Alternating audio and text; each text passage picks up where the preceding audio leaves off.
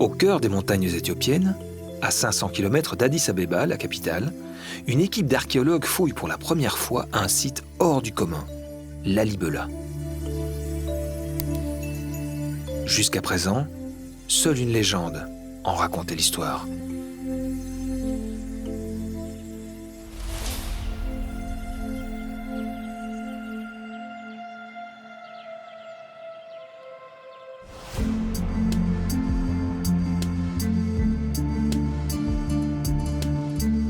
Tout au long de l'année, sur ces hauts plateaux situés à plus de 2600 mètres d'altitude, des dizaines de milliers de pèlerins chrétiens orthodoxes convergent vers ces spectaculaires églises.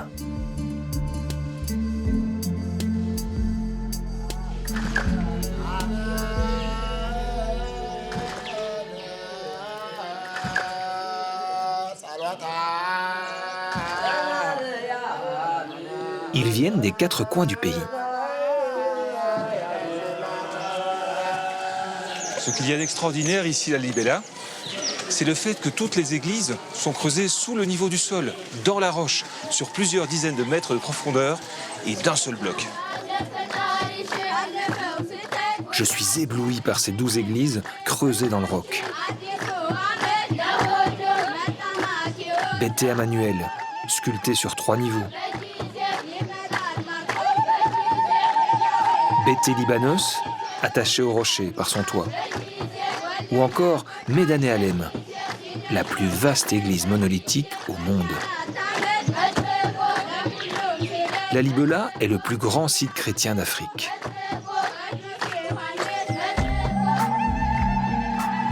Car l'Éthiopie est l'un des premiers pays africains à avoir été christianisé au IVe siècle sous l'égide des rois d'Aksum. Ils fondent alors un grand empire chrétien.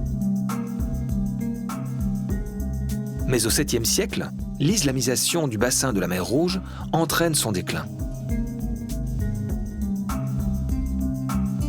À la fin du XIIe siècle, une nouvelle dynastie chrétienne, les Agoué, entame la reconquête. C'est à cette époque que le roi Lalibela aurait fondé ce site si spectaculaire qu'il en serait né une légende, aujourd'hui ancrée dans l'imaginaire collectif. Selon la légende, au XIIIe siècle, le roi Lalibela reçut la mission divine d'édifier 10 églises d'une seule pierre. Pour ce faire, il reçut l'aide des anges qui aidaient les ouvriers pendant la journée et continuaient pendant la nuit. Ainsi, le site est né et reçut le nom du roi fondateur, Lalibela. Au-delà du mythe, quelle est véritablement l'histoire de ce site? A-t-il vraiment été édifié par le roi Lalibela? Et pourquoi ici, au milieu des montagnes éthiopiennes? Depuis 2009, des archéologues ont décidé de faire la lumière sur l'histoire de ce lieu saint. Un mois par an, ils cohabitent donc sur le site avec les pèlerins.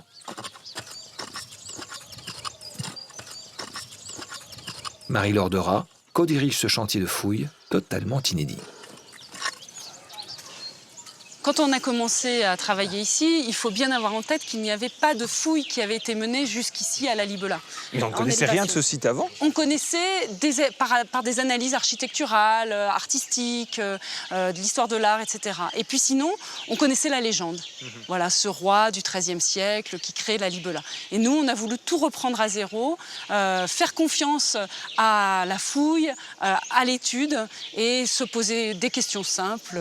Qui, quand, comment? D'accord. Pour répondre à ces questions, Marie-Laure et son équipe ont commencé par cartographier le site, ce qui n'avait jamais été fait, pour déterminer les lieux où elle allait fouiller.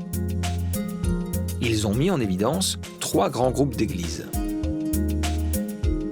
Au nord se trouve la gigantesque Médané Alem, ainsi que 5 autres églises. À l'est, un autre groupe de 5 églises, dont la splendide Bété Emmanuel. Et enfin, isolé à l'ouest, l'emblème du site, en forme de croix, Bété Giorgis.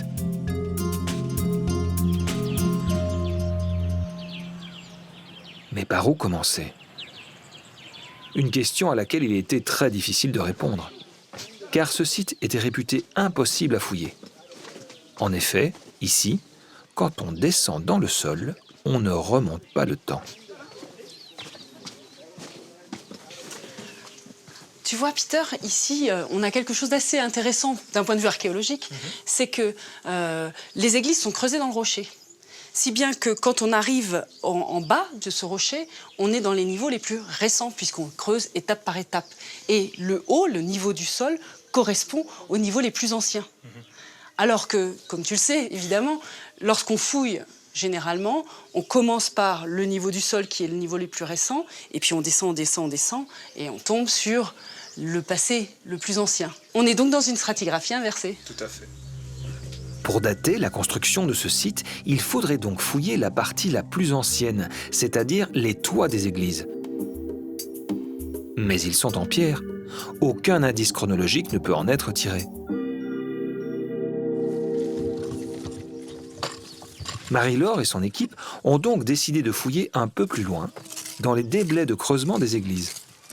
Ils ont mis au jour un mur en pierre de taille. Grâce à un fragment de charbon de bois, ils ont pu le dater au carbone 14. Il en est ressorti que le site avait été occupé et en partie aménagé dès le XIe siècle. Ceci vient confirmer les résultats d'une autre fouille, menée en périphérie des églises, où se trouvait un ancien cimetière, sur lequel sont aujourd'hui installées des maisons. Marie-Laure a découvert que les tombes les plus anciennes dataient elles aussi du XIe siècle. Mais ce qui a attiré son attention, c'est l'orientation de cette tombe, la tête au nord, comme le font les païens à l'époque. En revanche, les sépultures plus tardives, à partir du XIIIe siècle, sont orientées la tête à l'ouest, selon la tradition chrétienne. Les archéologues en ont conclu que cette population, qui vivait dans ces montagnes reculées, avait été christianisée au XIIIe siècle par les rois Zagoué, dont le fameux Lalibela. Cette région, on le sait, n'est pas particulièrement riche ou prospère. Pourquoi s'installer ici? C'est une bonne question et une question finalement très importante.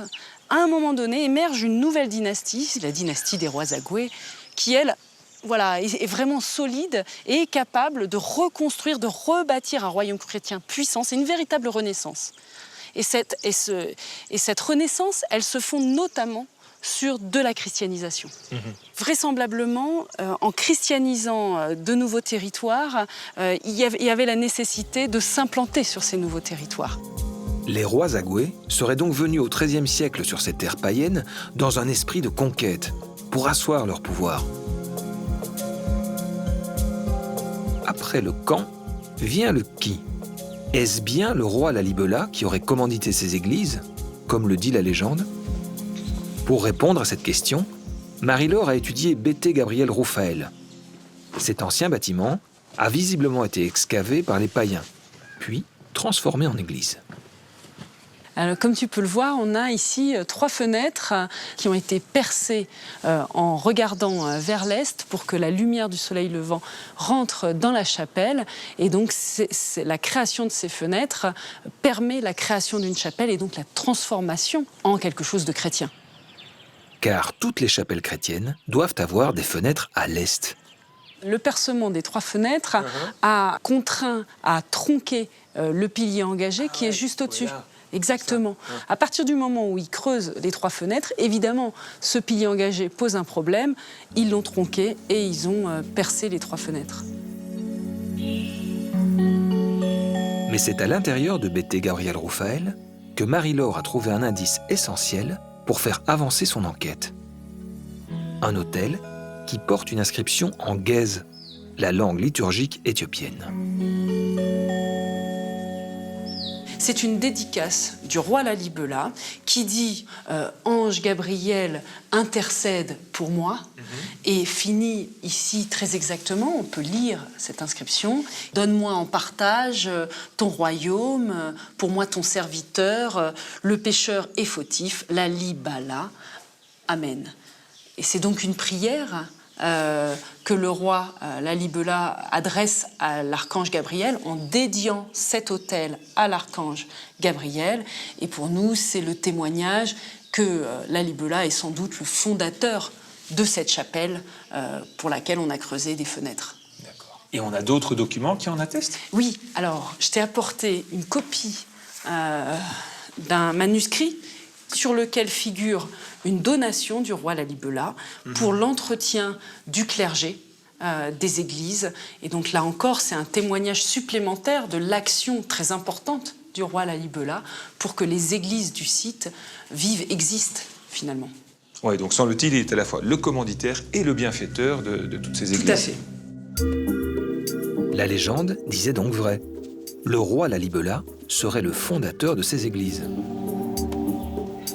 Marie-Laure a découvert qu'il n'avait pas seulement transformé d'anciens bâtiments en églises, il en aurait aussi créé de toutes pièces. Comme Bété Georgis. C'est une église qu'on a beaucoup étudiée parce qu'elle est le résultat d'un projet unique. Et ce projet fait qu'elle a été faite en une seule fois, une seule phase. Comment les ouvriers de l'époque sont-ils parvenus à créer de tels chefs-d'œuvre? Nous n'avons aucune documentation écrite qui nous permet de comprendre comment ces monuments ont été excavés, quelle a été la méthodologie. La seule manière de résoudre cette question, c'est de regarder les monuments eux-mêmes et de s'intéresser aux traces d'outils. Alors, comme tu le vois ici sur cet édifice, on a différentes traces d'outils qui sont autant d'informations à la fois sur les outils employés et sur la méthodologie de la taille. Pour décrypter ces traces d'outils, Marie-Laure a fait appel à l'archéologie expérimentale. En 2012, Antoine Garric, un tailleur de pierre professionnel, a ainsi testé différents types d'outils et répertorié les traces qu'ils laissent dans la pierre de Lalibela. Grâce à cela, il a démontré que les ouvriers de l'époque ne taillaient pas de gros blocs correspondant au volume de l'église qu'ils évidaient et taillaient ensuite. Au contraire, ils façonnaient chaque détail au fur et à mesure de la descente. Le plus incroyable, c'est qu'il a découvert que les ouvriers creusaient et sculptaient l'intérieur et l'extérieur en même temps. Ils évacuaient les gravats par les fenêtres. Une technique élaborée pour un résultat parfaitement proportionné. À l'intérieur, on est émerveillé par la maîtrise de ces sculpteurs. Waouh! Le volume interne est impressionnant, il y a une véritable hauteur sous plafond. Oui, ici on a particulièrement à Georgis une élévation qui est impressionnante. Regarde ce pilier, certes la décoration est sobre, mais elle est très bien faite. Et elle est faite avec des outils assez simples, des pics, marteaux, et c'est tout. Et à partir de là, on arrive à sortir d'un seul morceau. Il faut bien vraiment avoir en tête que là, rien n'est construit, tout est pensé en un seul morceau. Et on réussit à dégager comme ça du rocher un pilier rectiligne avec des chapiteaux, des arches, des fenêtres décorées, des linteaux. Non seulement c'est très bien taillé, mais en plus c'est décoré avec un grand raffinement. Oui, c'est un style très particulier finalement qui a été choisi à Lalibela. Et ce style architectural, cette décoration, c'est un message politique fort. Les archéologues ont déchiffré ce message politique grâce à l'étude d'une autre église, située à 50 km de Lalibela, en direction de l'est, vers l'Aboudin Yosef, une montagne qui culmine à près de 4200 mètres.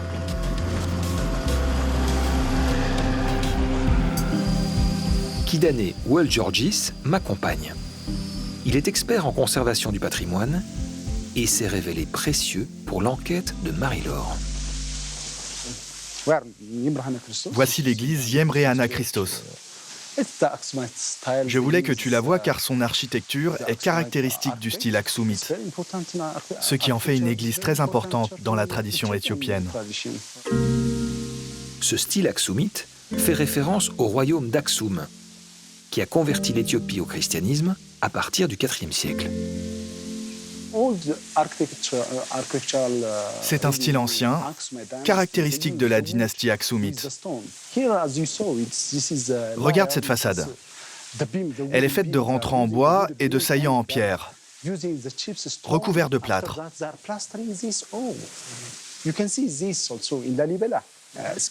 Tu peux retrouver ces caractéristiques sur les façades des églises de Lalibela, en particulier Bete Emmanuel. Elle est entièrement monolithique. Les ouvriers ont donc copié cette alternance de lignes uniquement dans la pierre.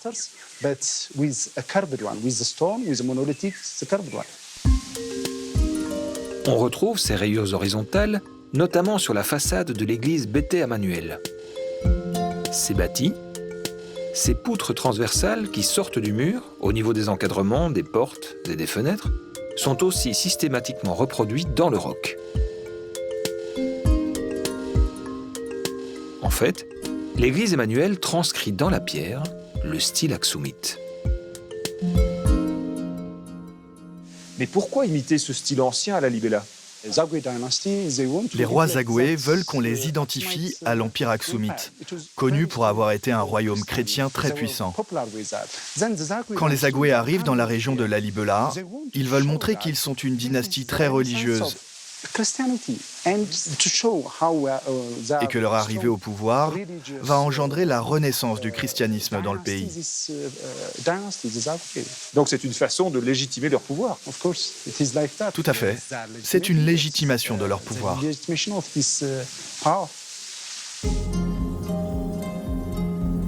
Sur les hauts plateaux de Lalibela, Marie-Laure a presque bouclé son enquête. Elle a répondu aux questions quand, qui et comment. Elle aurait pu s'arrêter là.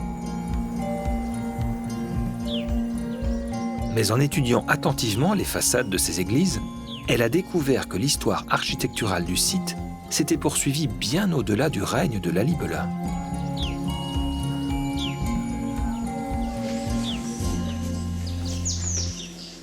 Ah, là, on n'ira pas plus loin. Hein. Eh non. Ça donne vraiment sur le vide. Exactement, c'est un escalier tronqué.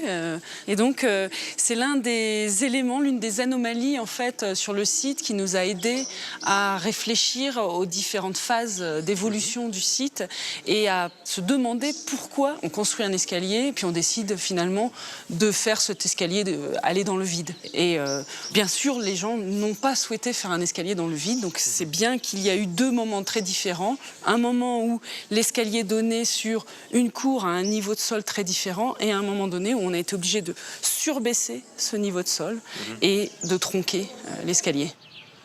Des anomalies comme celle-ci, Marie-Laure en a décelé dans presque toutes les églises. Comme cette porte d'entrée de la chapelle de Bete Mescal, qui donne dans le vide. Et c'est en étudiant les qualités de la roche qu'elle a fait une découverte. Tendre à la taille, cette roche, de la scorie basaltique, se durcit au contact de l'air libre, mais au contact de l'eau, elle change totalement de consistance. Alors cette roche, tu vois, elle a vraiment des qualités très particulières. C'est que exposée à l'eau, comme là, il vient de pleuvoir et donc on a des flaques qui se sont créées, eh bien ça nous permet de se rendre compte que, tu vois, lorsque la roche baigne dans l'eau, ça n'est plus de la roche, C'est de la boue. c'est de la boue.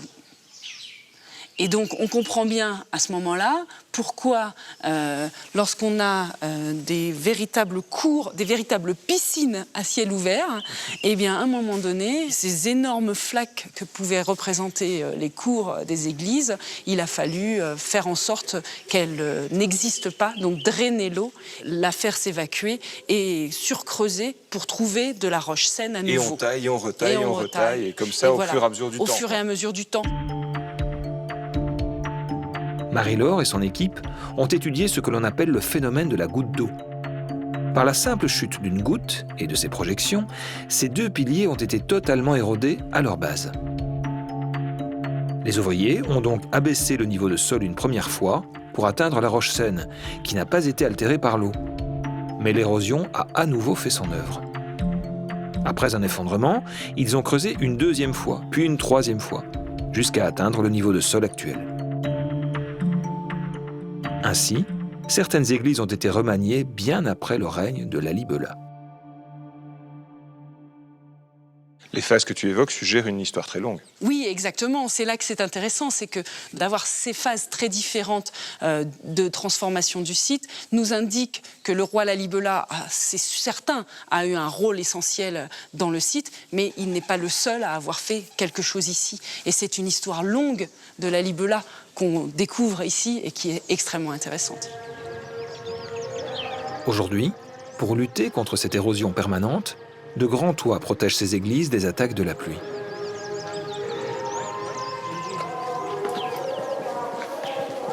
Grâce à cette minutieuse enquête, Marie-Laure a levé le voile sur la légende de Lalibela. Mais il lui restait une question. Comment ce site est-il devenu un lieu de pèlerinage si fréquenté qu'on le surnomme la Jérusalem noire ?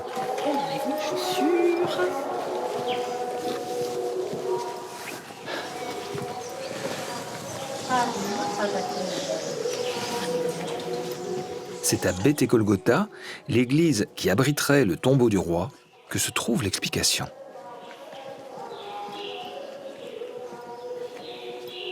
Je vais devoir te laisser là parce que je n'ai pas le droit de rentrer. Kidané va t'accompagner. Ce lieu est interdit aux femmes. Et je te propose d'aller à la rencontre du prêtre de l'église. Voilà, vous pouvez rentrer. Et moi, je reste à la porte pour parler avec vous. À tout de suite. Ce prêtre est en charge de l'église Golgotha, et derrière nous se trouve la tombe de Lalibela. Derrière ce rideau, le tombeau du roi est une relique bien gardée. Seul ce prêtre y a accès. Mais quelques photos ont été prises par un architecte de l'UNESCO dans les années 1960. On y voit un gisant représentant le Christ, surmonté d'archanges. Le tombeau de Lalibela, qui se trouverait à côté, n'est pas visible. Nous n'en avons qu'une description, faite au XVIe siècle par le père Francisco Alvarez. Il évoque une crypte creusée dans le sol et recouverte d'une pierre. Des pèlerins, mais aussi de nombreux chrétiens, viennent jusqu'ici pour recevoir un peu de poussière de la tombe du roi Lalibela. Seul ce prêtre peut la distribuer. Cette poudre a la vertu de soigner les malades. Bien sûr, il faut aussi avoir la foi pour que ça marche. Il va t'en offrir un peu. Et donc, monsieur dispense la poussière sacrée qui vient du tombeau. Oui, de la poussière du tombeau de Lalibela. Ah, ça, c'est formidable. Ah. Dis-moi, Marie-Laure, pourquoi cette poussière est-elle si sacrée ? Parce que le roi Lalibela est reconnu comme saint par l'Église éthiopienne depuis au moins la fin du XVe siècle. La dynastie régnante à l'époque a fait en sorte que le culte du roi Lalibela se développe et a utilisé d'une certaine manière ce culte pour élever l'image de la royauté éthiopienne en général. Et c'est la raison pour laquelle, du coup, la poussière de sa tombe permet de faire des miracles. C'est donc parce que le roi Lalibela est devenu un saint que chaque année, ces femmes et ces hommes viennent de tout le pays pour honorer sa mémoire, célébrer les grandes fêtes chrétiennes orthodoxes et parfois se faire enterrer au plus près de ce roi légendaire.